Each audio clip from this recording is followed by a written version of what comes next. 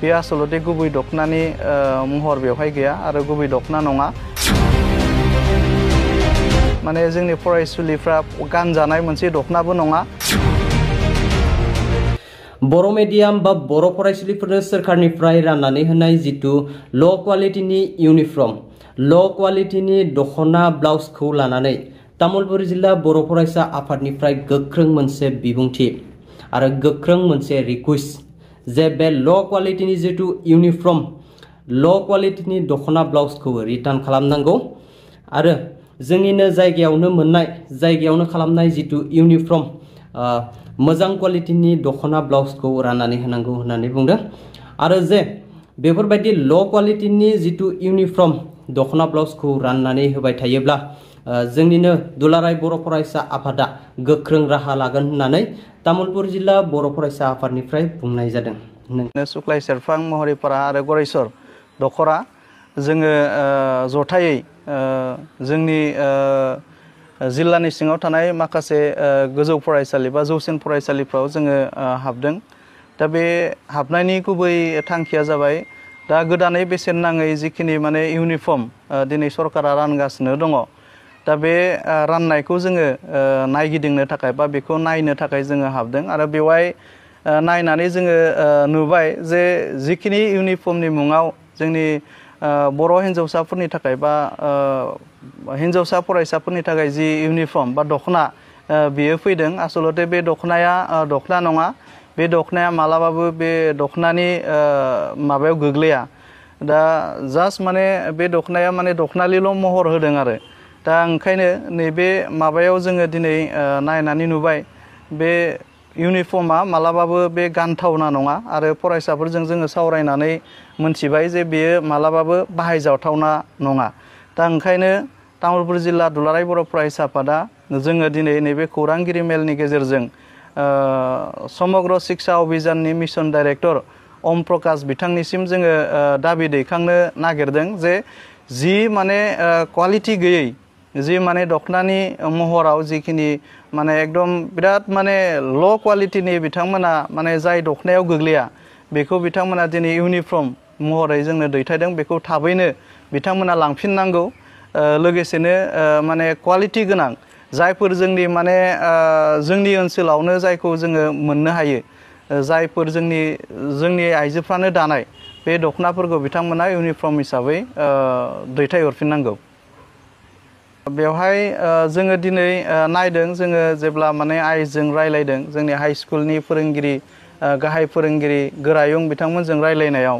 मोनसे खोथाल' होनबाय थादों जे नैबे जाय जि दायो इउनिफर्म दिनै माने जगायदों बिथांमोना माने गिदिर गिदिर ठिकादार आरो जायफोर ठिकादार दिनै जोंनि आसामनि बाहेरनि दा ओंखायनो हयथ' बिथांमोननाव दखनानि बागै जेबो बिथांमोननाव गियान गैया दा ओंखायनो हयथ' दिनै नैबे माने दखना नङि दखना जोंनाव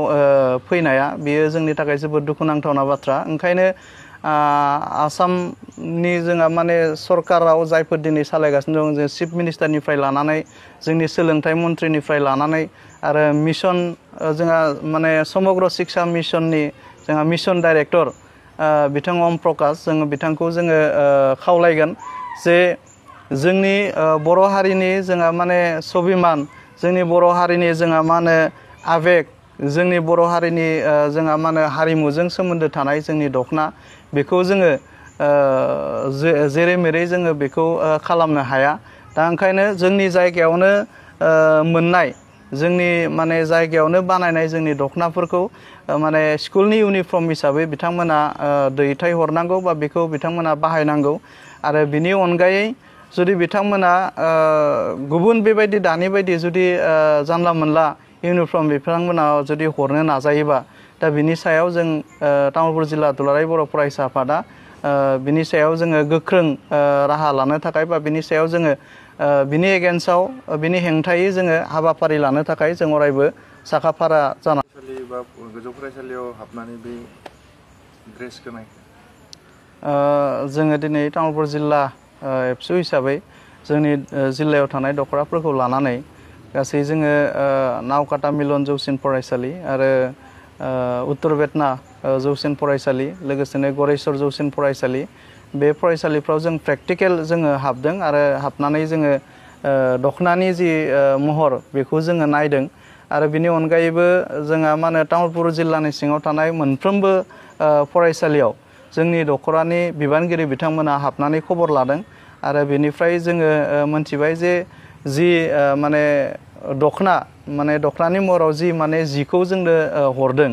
बे आसलते गुबै दखनानि महर बेवहाय गैया आरो गुबै दखना नङा दा ओंखायनो बेखौ जों मालाबाबो जों गनायनानै लानो हाया आरो बे दखनाया माने जोंनि फरायसुलिफ्रा गानजानाय मोनसे दखनाबो नङा दा ओंखायनो जोङो समग्र शिक्षा अभियाननि जोंहा मिशन डाइरेक्टर ओम प्रकाश बिथांखौ जोङो गोख्रों रावजों जोङो खावलायगोन जे बे नैबे जि दैथायनाय दखना नङि जि मोनसे सि बेखौ बिथांमोना लांफिननांगौ आरो बिनि जायगायाव गोदानै जोंनो जायफोर माने गुबै जोंनि दखना बे दखनाखौ बिथांमोना दैथायनांगौ आरो बिनि गेजेरजों जेन जोंनि फरायसाफोरा माने सरकारा हरनाय बेसेन नाङै माने जि माने इउनिफर्म बेखौ मोननायनि जि मोनसे राइट्स बा अधिकार बेखौ माने अधिकारखौ मोनफुंनो थाखाय बिथांमोना खामानि मावनांगौ। नोंथांमोना मा बुंनो सानो कमेन्ट बक्सआव कमेन्ट खालाम। तो लोगोफोर दिनैनि गोदान मोनसे आपडेट भिडिअआ बेखिनियानोसैमोन। जुदि नोंथांमोना भिडिअखौ नायनानै मोजां मोनोबा लाइक कमेन्ट शेयार आरो लोगोसे साबस्क्राइब खालामना होनो दाबाव लोगोफोर। बाय।